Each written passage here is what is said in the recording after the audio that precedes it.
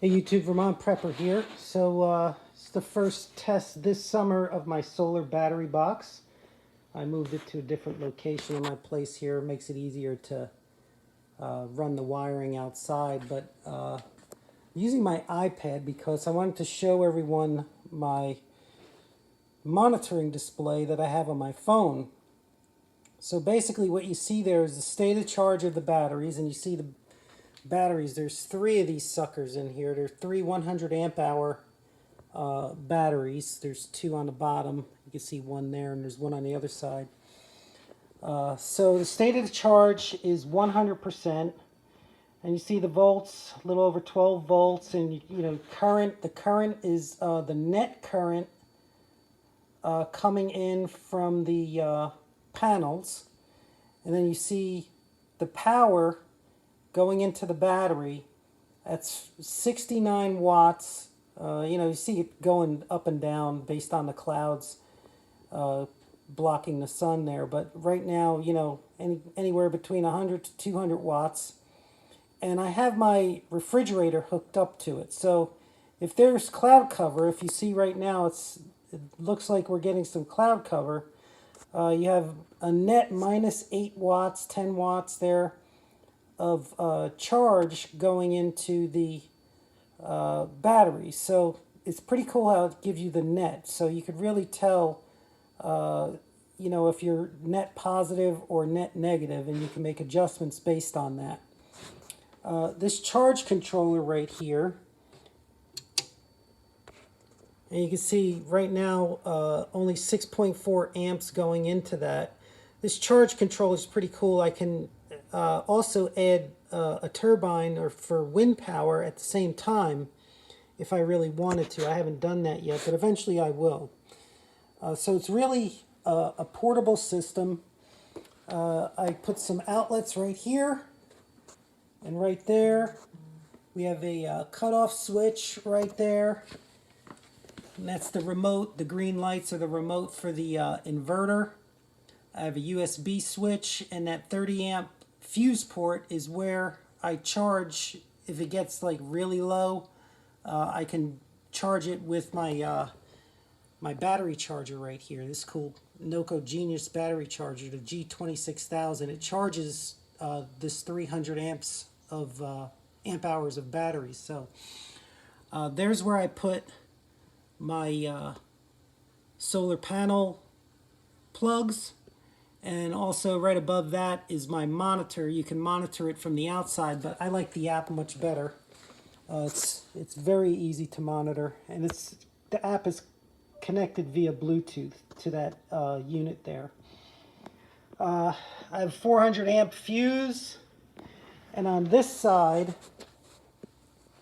is a disconnect if something went bad for the solar panels, as well as a 70 amp switch for disconnect for this power plug right here.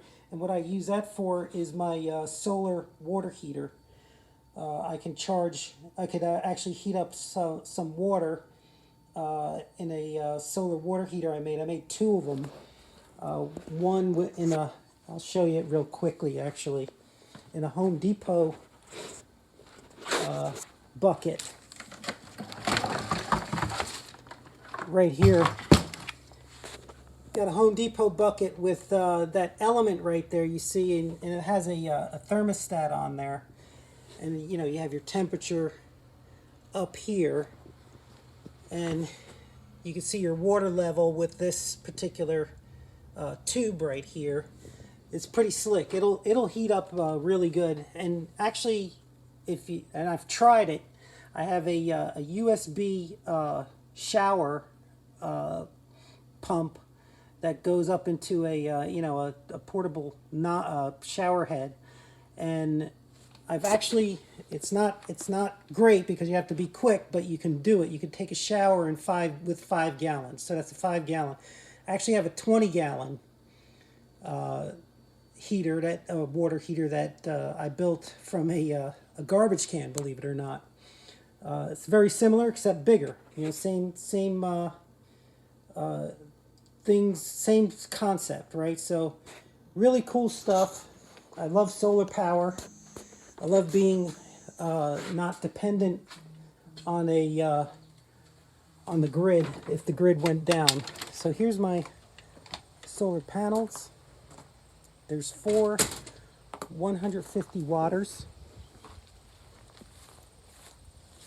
right there. And I made these cool little stands for them.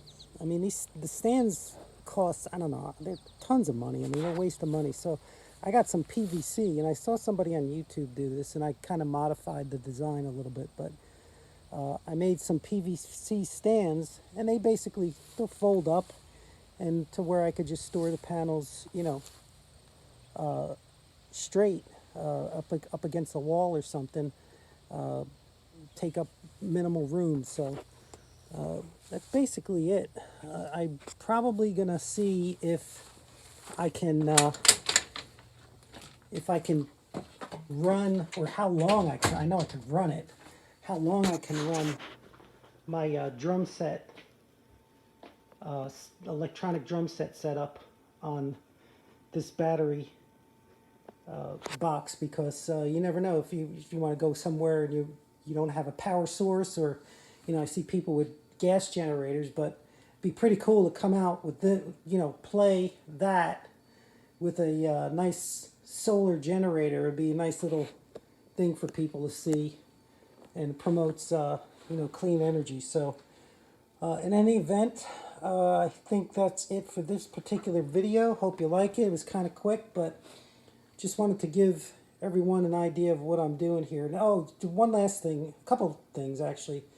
These tires right here I put on so that you can roll them over grass really. You can roll this over grass really easy, or you know, some you know, pebbles or rocks, a rock driveway or something like that. And then the last thing is this inverter. You can see the letters there, EDECOA. It's a Chinese inverter, 3,500 watts. And I know people don't like Chinese inverters because they're from China, but I got to tell you, they're very reasonable price, and I've had nothing but good results with this. I can pretty much power anything I want with this 3,500 watts. I could power iron, which is like 1,800 watts.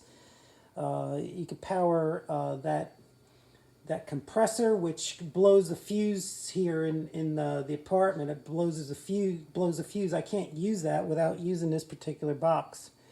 So it's a pretty cool setup. Portable. I can ramp it up into my trailer, take it somewhere if I needed it, and I have the panels. The other thing is I have two more 100 watt panels right here, and that is for my Nature's Power setup. And this, I got this before I built that battery box. It kind of inspired me. So really good setup. Sometimes they go on sale, and that's the extra batteries. This is like 240 amp hours. It has an 1,800 watt inverter on there. So pretty good system in itself. So I got enough solar power to probably power anything that I wanted to in this apartment, and more. Maybe even help some of the other units if we had grid down. So all right, Vermont Prepper out, and as always, hope you like the video, and as always, keep prepping. Thanks.